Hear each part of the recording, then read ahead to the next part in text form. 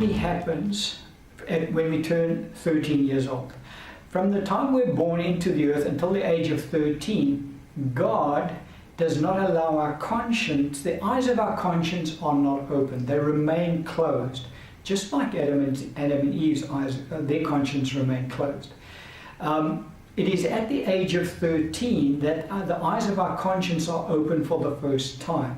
And then when we commit whatever sin we commit after that, the moment we transgress, we are now committing sin against God. And because we're born under law, everybody who is born into the earth is born under law. There's no grace there. And so the first sin that they commit, it doesn't matter what sin they commit, their spirits die instantly. Now, why do we know that children, their conscience is not awakened until the age of 13? Deuteronomy 1:39 says, this is God speaking about little children, and this is what he has to say. He says, moreover, your little ones and your children, who you say will be victims, who today have no knowledge of good and evil, they shall go in there, to them I will give it, and they shall possess it. And so God is talking to the Jews about their children, because that first generation God destroyed in the wilderness. And he said, your children will go into the promised land. But it's the comment about the children that we need to pick up from, that God makes. He says of them, he says, children have no knowledge of good and evil. Now, it gives us knowledge of good and evil? The conscience of man. That's the only part of man that gives us knowledge of good and evil. And so children, when they're born, from the time that they're born until the age of 13, the eyes of their conscience remain closed, and they have no knowledge of good and evil. Now, their spirits are still alive to God. And so if they were to die, they would go straight to heaven. And because their spirits are still alive to God, their natural inclination is to want to serve God and to please him. Jesus said it this way about little children. He said, little children believe in me. I don't know the exact passage of scripture right now, but he's talking about when the disciples wanted to prevent the children from coming to our Lord Jesus. He said, of such is the kingdom of God. And then he went on to talk about, if anybody causes one of these little ones who believe in me to stumble, it would be better for him to have a millstone tied around his neck and him be cast into the midst of the sea. And so our Lord just gave us some insight there by telling us that all little children have a natural capacity to believe in God. Why? Because they're born of God. Their spirits come from God. We said that right at the outset, that our bodies come from Adam, but the spirit comes from God. And that's right from conception. So every child born into the earth, their spirit comes from God. And they are children of God. Jesus said, of such is the kingdom of God. They're talking about children. And so their spirits are alive to God all the way through to the age of 13. And if they get trained up in the things of God, well, then they will walk in that way. Just like the born-again Christian, their spirits are also born of God. And if we feed our spirits and we grow in our spirits, well, then we will walk after the things of God. Children are exactly the same. If they get brought up in the right environment to know God and to serve God, they'll walk in that. Train up a child in the way that he should go, and when he is old, he will not depart from it. That's what the scripture tells us in the book of Proverbs. And so all children are spiritually alive to God, but the eyes of their conscience is closed. They have no knowledge of good and evil. Now, we can teach them right from wrong, and that is something that we program into their minds. That's how we input into their minds. Because that's how we all grow up. We learn from our parents and siblings and at school what is right and what is wrong, and that gets programmed into our minds. But it's nothing to do with the conscience at that time. When we reach the age of 13, God says, okay, now you're not a child anymore. Now I'm opening the eyes of your conscience. And if you were to commit sin now, you would die spiritually. Why? Because we're all born under law. And so what happens at the age of 13, unless the child has given their heart to the Lord, obviously before that age, because they can do that. But those who do not, at age 13, whatever sin they commit, because they're under law, the eyes of their conscience is now open. They now have knowledge of good and evil, and so God holds them accountable, and they die spiritually. So that's exactly how the world is placed. They're under law, and that's why they die spiritually. Paul said it this way in Romans chapter 7 verse 9. He said, I was alive once without the law, but when the commandment came, sin revived and I died. So Paul recognized that when he was a child, he was alive spiritually to God. Because he said, I was alive once without the law. Because children are not under law. They're in a grace period, really, from the age of when they're born until the age of 13. God doesn't hold them accountable for sin. Doesn't mean they don't commit sin. They commit sin all the time. But God doesn't hold them accountable for sin. And so all children that die go straight to heaven. Even under the Old Testament, in the Old Covenant, the saints that died couldn't go to heaven. We said that already. They went to the place our Lord called Abraham's bosom because they had to be born again. But children didn't fall into that category. And so children under the Old Covenant, across the earth, wherever they were, who died, went straight to heaven. Why is that? Because their spirits were still spiritually alive. They had not died in spirit. And so it doesn't matter whether the child was born in China, or in Australia, had no knowledge of, their parents were demon worshippers, but because they were children, their spirits were alive to God. And until the age of 13, every child that died went straight to heaven, and still do, by the way. That hasn't changed. So, because they're children of God, because they're of God, their spirits come from God, and they return to God. So they're under a different category to even the church of our Lord Jesus Christ. So Paul says, I was alive once without the law. Now, why was he without the law? Because until the age of 13, God does not hold children accountable for their sin. They do sin. Their parents are admonished to train them up and punish them and get them back on track. But God doesn't. God doesn't start punishing children because they sin against him. He discounts it completely. He overlooks it completely.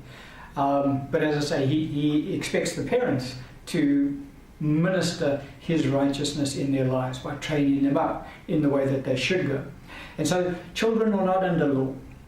So when they die, they go straight to heaven. But Paul says, but when the commandment came, sin revived and I died. So at age 13, that's when God said to Paul, okay, Paul, you're now a man. You're not a child anymore. And so you're now accountable for your sin. And so the commandment now came, thou shalt not sin. Being the conscience, Paul now commits sin, whichever one it was. At the moment he did that, he dies spiritually. And that happens to every single one who is in the world under law.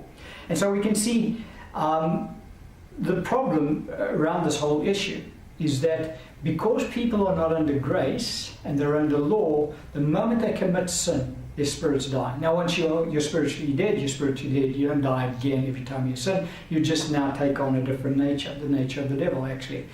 And so we have to understand what happens to Christians, because Christians commit sin before they're born again. And it kind of impacts on their lives because they just get more and more depraved. But once they're born again, Christians also continue to commit sin. We know that. They shouldn't do that. The whole doctrine of repentance from dead works is to stop Christians from committing known sin and walking in righteousness. But Christians do still commit sin. So why is it that because if the same rules applied, when a Christian committed sin, the moment they committed sin, their spirit should die again. But that doesn't happen. Now, the reason that doesn't happen is because we stand in grace. And so because we stand in grace in Jesus, when we commit sin as Christians, it has no impact on our spirits. It is like children are. God does not hold children accountable for sin. And so Christians, God doesn't hold us accountable for sin from the point of view of spiritual death incurred. He does still hold us accountable for sin. We've seen that already. And God does expect us to live a righteous lifestyle. And if we don't, God does bring the rod to bear to correct our behavior. But what does not impact on the Christian when we commit sin is that our spirits remain spiritually alive to God. So in that manner, we're like children, because God overlooks the sin as far as spiritual death is concerned. Because we're not under law, that law requirement of, well, now this one is sin, so they have to die, isn't applied to Christians. Because we're not under law, we're under grace. And so this is a very important aspect to the Christian walk. Because, as I say, if we weren't under this grace umbrella, so to speak, in Christ, well, then the moment we sinned, we would die spiritually, and you can't be born again. And that would be our salvation lost for all eternity. So we get placed in grace. Now, we need to be wary about this, because a lot of Christians grab this truth and they say, oh, well, this is now, and they take it as a license to sin, because they recognize that no matter what sin they commit, no matter how often they commit the sin, their spirits remain alive to God because they're under grace. And so it becomes almost a license to sin, because it becomes a free-for-all, because I'm still a child of God. I'm still going to go to heaven. So don't tell me I've got to live a right life, because God, as far as He's concerned, I'm His child. I'm under grace. Don't talk to me about the law. And that's, as I say, where the doctrine gets now distorted. It's very true. We are under grace. No matter how many times we sin, no matter what sins we commit, we stay spiritually alive because we're under grace. That is so very true. But there's a consequence, and we need to understand how it works. Romans chapter 6 verse 14. For sin shall not have dominion over you. Why? For you are not under law, but under grace. And so grace keeps my spirit alive, because as we said, if we were under law, our spirits would die the moment we sinned. But because we're under grace, our spirits stay alive. But grace is necessary to keep my spirit alive, without a doubt. Without it, I would die spiritually. But grace is not intended by God for that purpose. It's a necessary purpose, but it wasn't God's intention. God's intention for grace is that sin won't have dominion over me. Not that I can now go dive into sin because I'm under grace, but that sin can't impact on my life from the point of view of I can now resist sin. Sin cannot affect my spirit. That's what grace does. But grace also enables me to stay away from sin. So we need to get the difference there. 2 Corinthians 5:17 says, therefore, if anyone is in Christ, he is a new creation. All things have passed away. Behold, all things have become new. And so that's the new spirit that is now protected by grace. And so when we sin, our spirits resent that. Our spirits do not agree with sin that we commit. Our conscience also doesn't agree. The book of Romans chapter 2, I think it is. Might be chapter 1, chapter 2. Yeah, chapter 2. The scripture says that, and I'm paraphrasing, with regards to the born-again believer, their spirits and their conscience together either accuse us or excuse us, depending on what we do. So when we do works of righteousness, our spirit and our conscience excuse us. They agree with that. But when we do works of the flesh, sinful practices, our spirit and our conscience will accuse us and say, no, you shouldn't do that. That's wrong. And so the two now work together to try and prevent the Christian from walking in the flesh and rather walking in the spirit, in righteousness. And so that's what the born-again spirit does for us from that point of view. 1 Corinthians 5:5 says, deliver such a one to Satan for the destruction of the flesh, that his spirit may be saved in the day of the Lord Jesus. So what does that mean? Paul is talking about an individual in the church at Corinth. What had happened is this particular individual had got off into sexual immorality, had started living with his father's wife. And the church had spoken to him, and he hadn't repented of his sin. He was remaining in that state. So he was practicing a lifestyle of adultery. Paul says to the church at Corinth, guys, we need to deal with this person. We need to now hand him over to Satan, deliver such a one to Satan for the destruction of his flesh. In other words, so that he can be killed physically. Why, Paul? That his spirit may be saved in the day of the Lord Jesus. So Paul recognized that even though this believer was living and practicing a life of adultery, his spirit was still alive to God. Why is that? Because he's under grace. And no matter how much adultery he commits, his spirit stays alive to God. And so if he was to die, to be absent from the body would be to be present with the Lord. And so Paul says we need to do this intervention. We need to give him to Satan and instruct Satan to kill him. And so that kind of helps us to understand how things work in the church as well. Satan still has the power of death, and so the church uses Satan in this area. I'm not going to get into that in kind of depth. But Paul wanted this Christian, because he was still a Christian, to die physically. Now, why did Paul want that to happen? He said we must do it so that his spirit may be saved in the day of the Lord Jesus. So Paul is saying to the church in Corinth, unless we step in here and do something about this situation, something is going to happen to this Christian that will eventually prevent him from his spirit from being saved in the day of the Lord Jesus. Because Paul says the only reason we want him killed now is so that his spirit can be saved. So in other words, if we leave him alone, it's almost guaranteed his spirit will not be saved anymore. Now, why is that? Not because he's committing sin of adultery, because if he died then, he was practicing sin of adultery, he'd still go to heaven. That's why they wanted to kill him now. But Paul is saying, guys, something will happen down the road. If we leave him alone, something else is going to happen that will then cause his spirit to no longer be saved in the day of the Lord Jesus. That's why we have to give him over to Satan now. So what was it that Paul was concerned about with regards to this Christian who was unrepentant in sexual immorality? Well, in Galatians 6:7-8, he gives us some insight. He says, do not be deceived. God is not mocked. For whatever a man sows, that he will also reap. For he who sows to his flesh will of the flesh reap corruption. But he who sows to the Spirit will of the Spirit reap everlasting life. And so Paul recognized that if a Christian continues to practice sin and goes down that road, eventually, because God's not mocked in this, he says eventually there's going to be a harvest, and that harvest is going to be spiritual death. Now, I'm not going to go into it in any kind of depth, but John does talk about the sin to death. He says, if anyone sees his brother sinning a sin not to death, you can pray for him and the Lord will forgive him. I'm paraphrasing. But if he sees his brother sinning a sin to death, you can't pray for him. Now, why is that? Because the sin to death means that he's died spiritually once again, and you can't be born again. So what is spiritual death for the Christian? The spiritual death for the Christian occurs when the Christian denies Christ and says, I don't want Christ in my life anymore. I am pulling out of Christianity. I'm going to carry on in the world. Then their spirits die.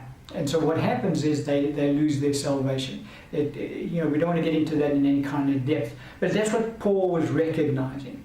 That if they left this Christian alone, he would eventually get to that point where his spirit would become so hardened, his heart would become so hardened by sin, that he would eventually deny Christ and thus lose his salvation. So Paul says, let's step in now, let's let him go to Christ now, let him go to heaven, at least he will be saved in the day of the Lord Jesus. But if we leave him alone, God is not mocked in this, and eventually God will say, okay, enough's enough. If you're not going to stop your sin, I'm going to give you over to your depravity. And that's what happened. That Christian then loses their salvation. And so although this grace umbrella that we're under protects our spirits if we sin, it's not God's intention. God's not mocked in this area. So again, as I say, a lot of Christians now take this and say, oh, well, this is great. I can now indulge in all the sin I want because my spirit remains alive. And the scripture is very plain. God is not mocked in this. And so, Christian, if you continue to practice sin, there's a penalty that can be paid, and that is that you can eventually lose your salvation because you'll go down that road far enough where you will actually deny Christ. You will commit the sin to death. And so, as I said, there's a limit on this grace. It's not eternal, that God just allows us to then carry on in sin as much as we like. That's why he says, shall we continue in sin that grace may abound? And then he says, no, certainly not. How shall we who died to sin continue in it any longer? And so, although the grace is there to keep my spirit alive, it was not God's intention that the grace be there so that I can now indulge in sin. We need to understand the concept. Because, as I say, the grace teaching can get taken completely to the extreme. And it's a very dangerous.